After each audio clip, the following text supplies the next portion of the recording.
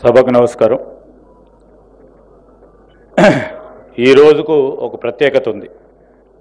స్వామి వివేకానంద గారి జన్మదిన సందర్భంలో, జాతీయ యువజన దినోత్సవ సందర్భంలో మరి శుభాకాంక్షలు తెలియజేస్తూ, ఇదే రోజు మా ప్రాంత గొప్ప నాయకులు, మా జిల్లావాసి,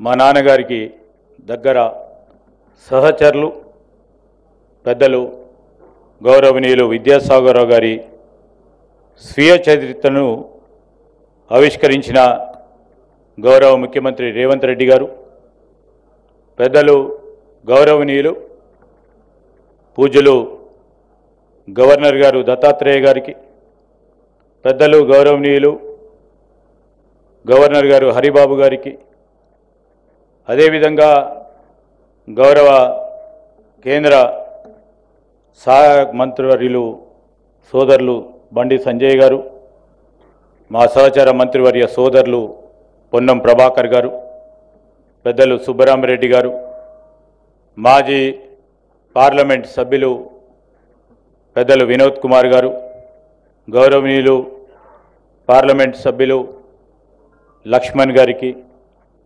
పెద్దలు రామచంద్రమూర్తి గారికి, ఈ సభ అధ్యక్షత వహిస్తూ ఉన్న పెద్దలు శ్రీనివాసరావు గారు, ఎంఎస్కోకు సంబంధించిన మరి పెద్దలు, వేదిక అటువైపున్న చాలామంది గౌరవ పార్లమెంట్ సభ్యులు, గౌరవ శాసనసభ్యులు, గౌరవ శాసన మండలి సభ్యులు, మాజీ శాసనసభ్యులు, శాసన మండలి సభ్యులు, మరి పెద్దలు గౌరవనీయులు విద్యాసాగరరావు గారి కుటుంబ సభ్యులు, వారి అభిమానులు, మరి ఇతర పార్టీలకు సంబంధించి అన్ని పార్టీలకు సంబంధించిన వారి అభిమానులకి, పాత్రికేయ మిత్రులందరికీ ఈ సందర్భంలో నమస్కారాలు తెలియజేస్తూ, ఈరోజు మాకు చాలా సంతోషం.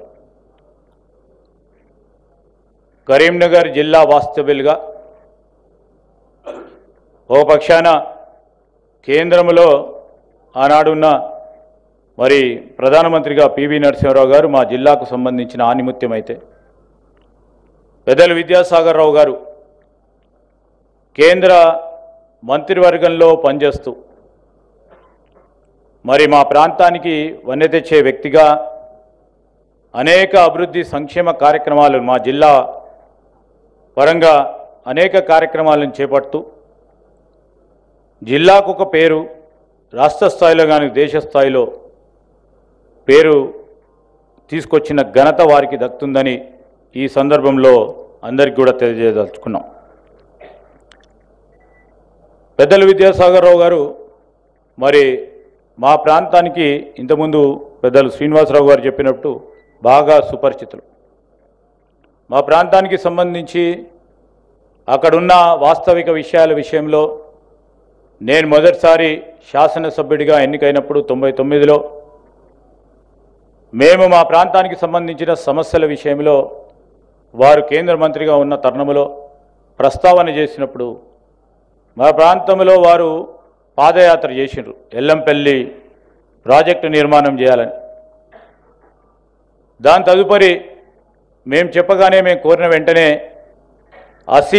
అతి పెద్ద ప్రసిద్ధిగాంచిన ఒక మరి హిస్టారికల్ ప్లేస్, ఒక పిలిగ్రిమేజ్ ప్లేస్, టూరిజంకి సంబంధించిన ప్లేస్, మరి రాముడు అడుగుపెట్టిన స్థలము రామ్గిరి కిలా అని, ఆ ప్రాంతానికి మీరు రావాలంటే వారు కేంద్ర మంత్రిగా మేము కోరిన వెంటనే వారు వచ్చి మొత్తం గుట్టపైన కూడా, గుట్ట చాలా పెద్దగా ఉంటుంది, వారు తిరిగి ఆ ప్రాంతానికి సంబంధించి నేను ఏదైనా చేస్తా అని చెప్పి వెంటనే అప్పుడు ఉన్న సందర్భంలో వారు వెంటనే ఢిల్లీకి వెళ్ళిన వెంటనే మరి ఆంగ్లో ఇండియన్ మరి ఆనాడు ఉన్న గౌరవ పార్లమెంట్ సభ్యుల నిధుల నుంచి 10 లక్షల రూపాయలు ఇచ్చిన ఘనత రామ్గిరి కిలాకు సంబంధించిన అంశం విషయంలో మాకు ఒక స్ఫూర్తిదాయకం.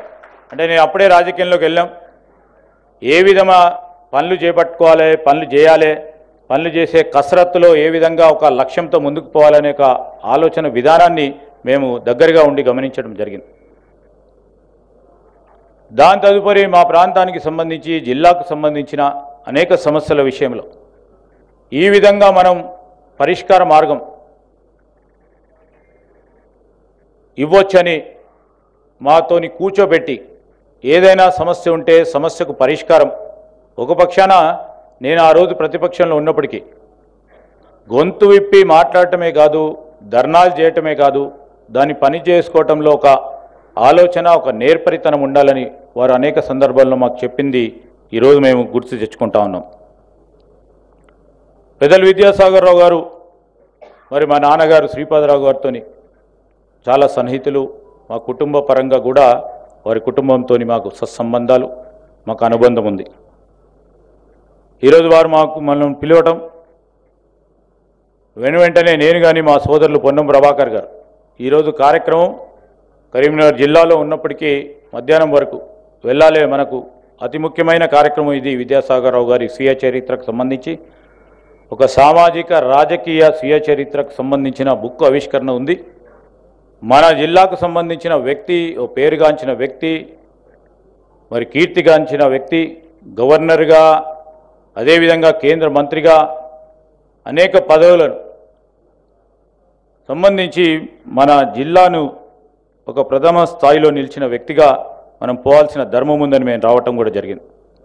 ఒక తెలంగాణ వాదిగా మరి తెలంగాణ ఉద్యమానికి సంబంధించిన అంశం విషయంలో వారిదైన పాత్ర ఇంతకుముందు పెద్దలు డాక్టర్ లక్ష్మణ్ గారు చెప్పినట్టు కొంతమంది వ్యక్తులు వెనుకొండి నడిపిస్తూ ఉంటారు. ఆ నడిపే ప్రయత్నంలో వారు కూడా ముందుండి నడిపించారు, వెనుకొండి కూడా వారి ప్రయత్నం చేయటం, ఆ క్రమంలో వారు ముందుకు నడవటం.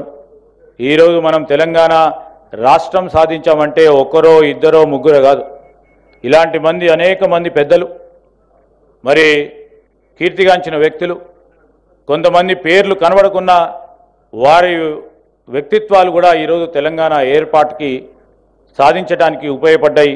దాంట్లో ప్రధానమైన వ్యక్తులుగా పెద్దలు విద్యాసాగర్ రావు గారు వారు చేసే ప్రయత్నాన్ని ఈరోజు తప్పకుండా మనం తలంచుకోవాలని మనకి ఈరోజు అందరినీ కూడా కోరుతూ, మరి ఈరోజు వారి స్వీయ చరిత్రకు సంబంధించి తప్పకుండా ఈ స్వీయ చరిత్రకు సంబంధించిన అంశాలను మేము చదువుతాం.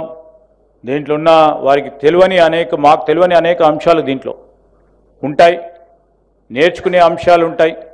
ఏ విధంగా సమస్యలు పరిష్కారం చేయాలి, పరిష్కార మార్గంలో సిద్ధాంతాలను మారకుండా ముందుకు నడిచే ప్రయత్నంలో మన పాత్ర ఏ విధంగా ఉండాలనే ఒక ప్రయత్నం వారి రాజకీయ జీవితంలో అనేక లెసన్స్ దీంట్లో ఇమిడబడి ఉన్నాయని నేను ఆశిస్తూ ఉన్నాను. దాన్ని తప్పకుండా మేము ఆచరణలో పెట్టే ప్రయత్నం చేస్తాం.